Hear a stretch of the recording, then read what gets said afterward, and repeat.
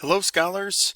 We are going to look at how we compare um, data values that are from different distributions or different groups. So I'm going to give you an example here where we have an SAT score of 1370. Again, SAT is a test that the highest score is 1600. And then an ACT score of 31. And the question is, which one of these scores is a higher performance on the test? So a couple of things that we should know about these two tests. First of all, the scores of these two tests are both normally distributed. And so they have distributions of values that look like this. The mean of the SAT is 1059, and the standard deviation is 210. So if we look at the distribution of SAT scores, it's going to look something like this. And if we go 1, 2, and 3 standard deviations both directions, that's what we look like. Now, in comparison, the ACT is a test whose maximum score is only 36, and its average or mean is 20.7. And the standard deviation is 5.9. Now, a couple of things you want to note. This notation here, the Greek letter mu and sigma are common notations for mean and standard deviation. Now, if we take a look at the mean and then if we go 1, 2, 3 standard deviations for the ACT, you can see what that distribution looks like. Now, if we look at what a score of 1370 looks like, notice it's between 1 and 2 standard deviations. And the ACT is also between 1 and 2 standard deviations. Unfortunately, that doesn't give us more information. So we really need to think of a way that we can compare these two distributions. Well, the answer to this is by thinking it as a standardized score, or what we call a z-score. Now, a standardized score or a z-score is really a value that shows how many standard deviations a data is, and I like to say above or below the mean. And so we're going to think of it as this curve down at the bottom here. 1 represents 1 standard deviation, 2 represents 2 standard deviations above the mean. A -3 would be -3 standard deviations or 3 standard deviations below the mean. And so you can see that that's going to give us that positive z-scores are going to be values that indicate the data is above the mean. Negative z-scores will be below the mean, and if the z-score is 0, that means that it is exactly at the mean value. And then some might say, well, why do we call them z-scores? And z-score actually represents when we're comparing normal curves, because normal distributions are sometimes called z-distributions. That's a sort of a more historical name for them in many books and things.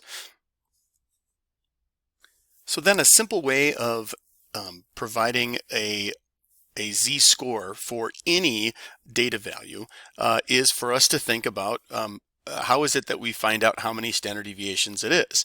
And so a real easy way, just with words, is that we take the value of the data minus the mean and divide that by the standard deviation for the distribution.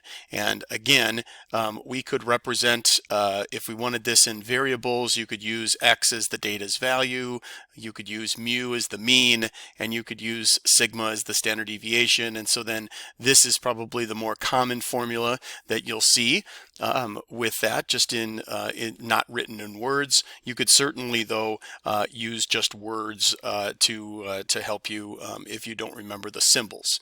Okay, so then we can come back to our question about which score is better, and remember that our mean and standard deviation for the two are given below. And so if we want to use for SAT, we can do 1370 minus 1059 divided by the 210, and for the ACT we'll do 31 minus 20.7 divided by 5.9.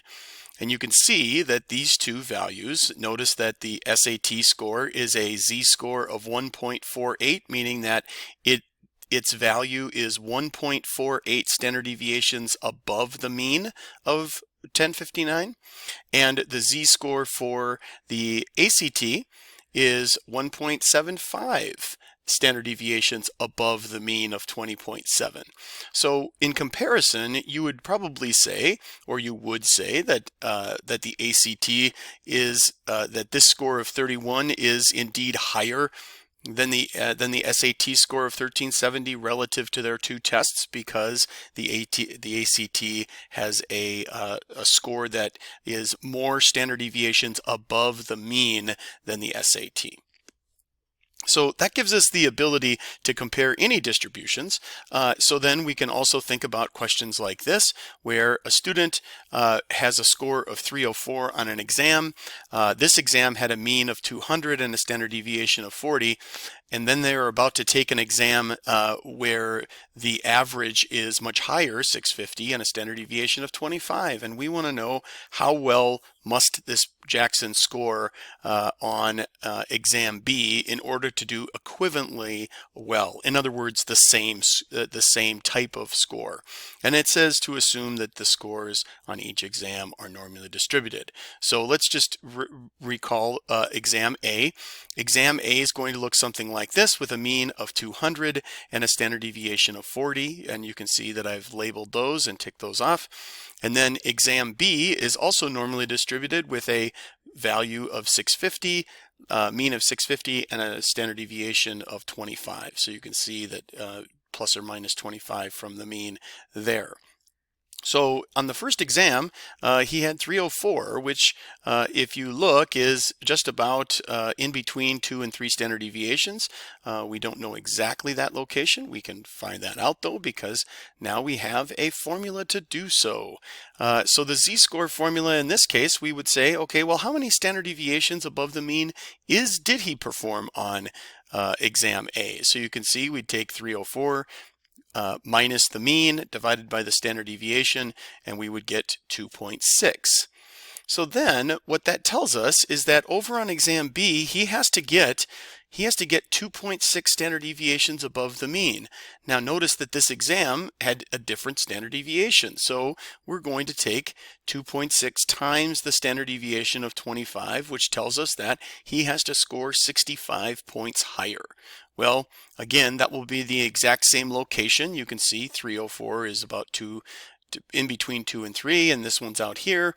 And so really, if you take 650, the mean, plus the 65 you had to get higher than that, that gives us a score of 17 or 715. So what we would say is that in order to score equivalently well, in order to score the same on exam B, he's going to have to score a score of 715. And you can do this with the comparison, and I encourage you to draw out the picture. It helps you think about the problem a little bit more for these two types of problems.